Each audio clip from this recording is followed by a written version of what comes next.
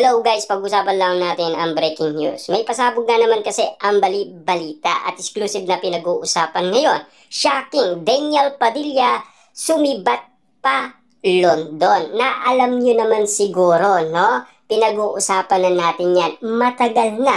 At kung sino nga ba talaga ang spotted na kasama ni Daniel Padilla, walang iba kundi si Maris Racal. Pero meron pa umanong pupuntahan si Daniel Padilla sa August 30 naman. Yan ay kaabang-abang din kasi malapit na, 1 month na lang ang iniintay natin, di ba? At siyempre excited na tayo kung ano ang gagawin. Napaka-special ni Daniel Padilla sa London sa kanyang pag-awit. Kasi marami na umanong nag-iintay sa kanya sa London. Kasi marami pa pala mga Katniel fans na nandoon umano para lamang masilayan si Daniel Padilla. Kaso wala si Catherine Bernardo. Papaano nga naman kasi? Si Catherine Bernardo ay nakabakasyon sa Australia dahil umingi siya ng short vacation. Ayon kasi sa balita, sumibat na si Daniel Padilla pa London, United Kingdom noon Huwebes. Pinagkaguluhan nga sa NAIA si Daniel ng kanyang mga panay na nagpunta sa airport. Yan kasi ang update sa atin ng balita. Siyempre kaya nga naman nandoon ang mga fanay ni Daniel Padilla para nga naman kasi magbigay ng effort at suporta sa pag-alis ni Daniel Padilla. Lalong-lalo na kasi hanggang ngayon pinagkakaguluhan pa rin ang kagwapuhan ni Daniel Padilla. Maririnig mo sa lahat ng mga kumakalat na video ngayon, lalong-lalo na sa TikTok. Dahil spotted yan na pinag-uusapan sa TikTok at sa iba't ibang social media account.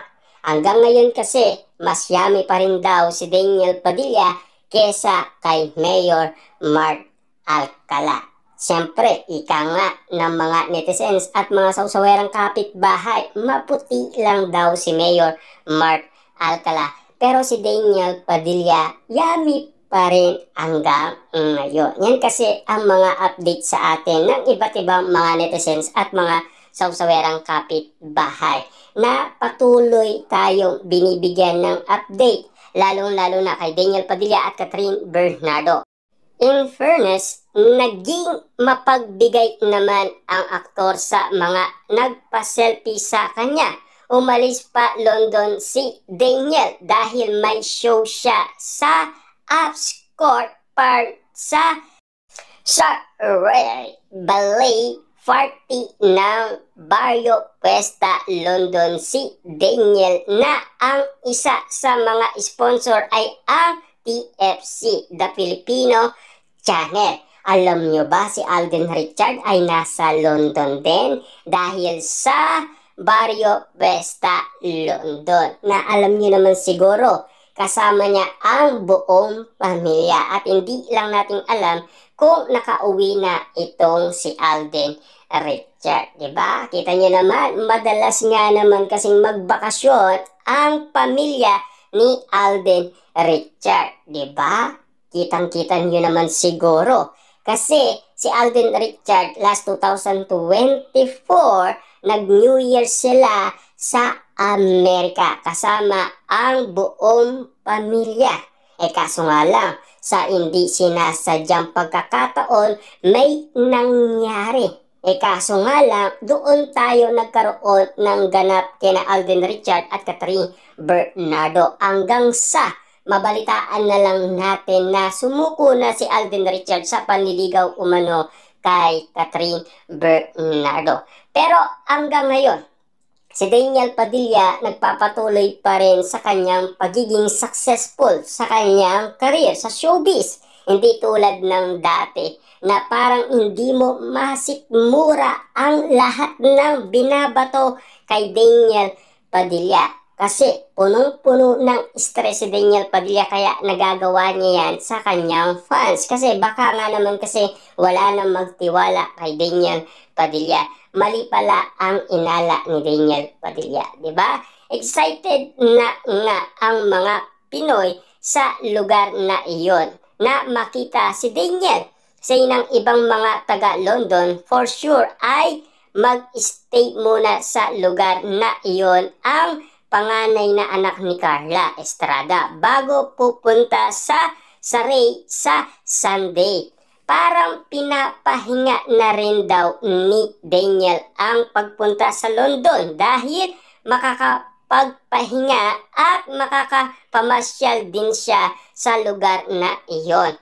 Samantalang matyaga naman ng mga panay ang mga magiging ganap ni Daniel sa UK. Alam niyo naman siguro yan, di ba? Hindi tayo makakalimutan ng mga fans sa London. Siyempre, magbibigay pa rin sila ng update sa atin para malaman natin kung ano na ang nangyayari kay Daniel Padilla. Di ba? Kita niyo naman hanggang ngayon pinagkakaguluhan pa rin si Daniel Padilla at marami pa rin nagtitiwala sa kanya. Di ba? Kita niyo naman, naging best actor pa rin siya at naging successful pa rin ang kanyang teleserye, di ba? Noon, ang sinasabi nila kahit gumawa yan ng movie, teleserye, mag-concert yan, wala daw ni isa ang manunood. Yan kasi ang mga bumabatikos kay Daniel Padilla at lahat ng mga basher ni Daniel Padilla, lagi nga naman siyang tinitira noon. Pero ngayon, unti-unti nang nawawala umano ang mga haters ni Daniel Padilla. Kita nyo naman, di ba? Kasi dumadami na ang mga panay ni Daniel Padilla. Pero kay Catherine Bernardo, ano na nga ba ang ganap ni Catherine Bernardo ngayon na pinag-uusapan? Di ba? Meron na kayang resibong nakita ang mga netizens? Meron na nga bang pinost ang matalik na kaibigan ni Catherine Bernardo? Yan ang aalamin natin. Dahil alam ko, hindi natatapos ang bakasyon ni Catherine Bernardo nang walang update sa atin ang iba't ibang mga netizens, lalong-lalo na ang mga sausawerang kapitbahay sa atin. Siyempre, kailangan din nating malaman yan ang patungkol kay Catherine Bernardo, di ba?